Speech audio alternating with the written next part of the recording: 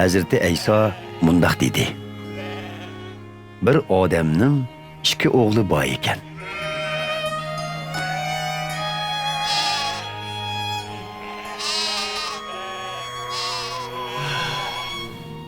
Kichik o'g'li otasiga: "Ota, menga tegishli miroslarni hozirlab bergaysiz" debdi. Otasi mol mulklarini 2 o'g'liga bölüp berdi.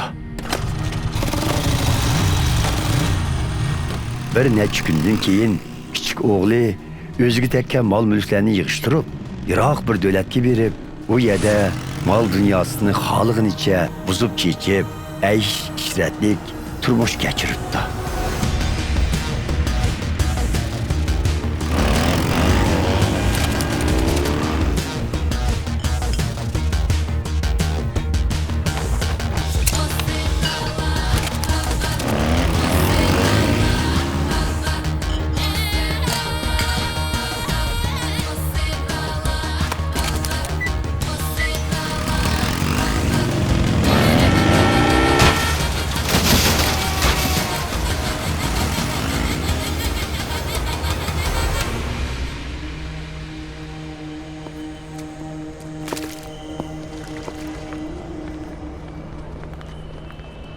Onun puli tugab, beshiga kun tushganda, dal u yerdamu ig'ir ocharchilik yuz beribdi. Shunga u qo'saq beqish uchun shu yerlik bir kishiga madkor bo'lishga majbur bo'libdi. U kishi uni o'z qo'rig'ida cho'shqa boqtiribdi. U cho'shqaga berilgan purchaq posti bilan qo'sqini to'ydirmoqchi bo'libdi, lekin uni hech kim bermabdi.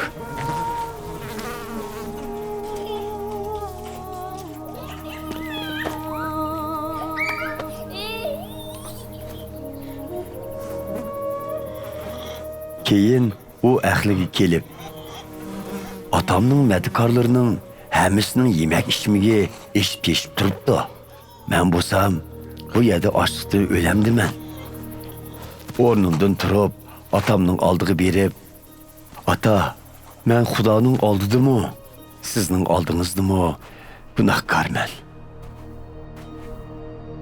Endi sizning o'g'lingiz bo'lishga loyiq emasman. Meni madkorlikqa qabul qilg'aysiz" deyman. Shuning bilan u otasining oldiga qaytib beribdi.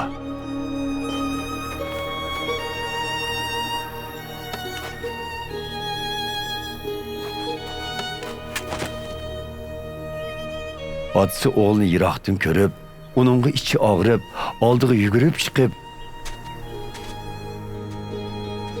uni chin quchoqlab so'yib ketibdi.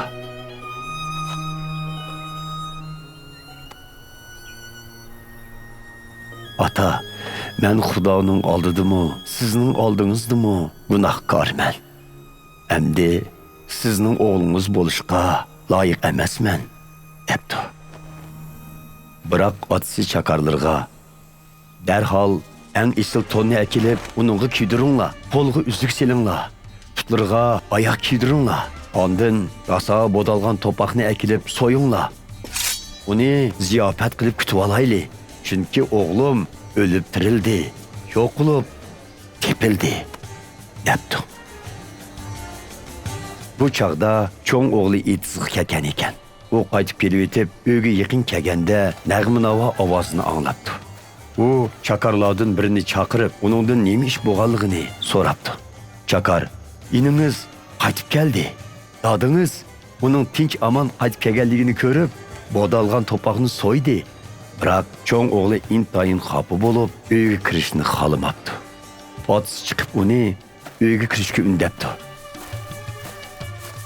Lekin u otasiga: "Qarang sizni, men sizga shuncha yil quldak ishlab keldim. Buyruqlaringizga xiloflik qilmadim. Siz menga nima berdingiz? El og'inlarim bilan biror qitim o'ynab kulishga, biror o'g'loqmi so'yib berganingiz yo'q-ku. Lekin mol mulklaringizni xohishiga buzib chechib, tugitib qaytib kelgan u o'g'lingizga bodalgan to'paqni so'yibsiz" debdi. Hey oğlum, sen doim mening yenimda. Mening borlig'im seninki. Lekin sening ining o'lib tirildi. Yo'qolib tepildi. Uni ziyofat qilib kutishimizga tegishlik. Debdi otasi uningga.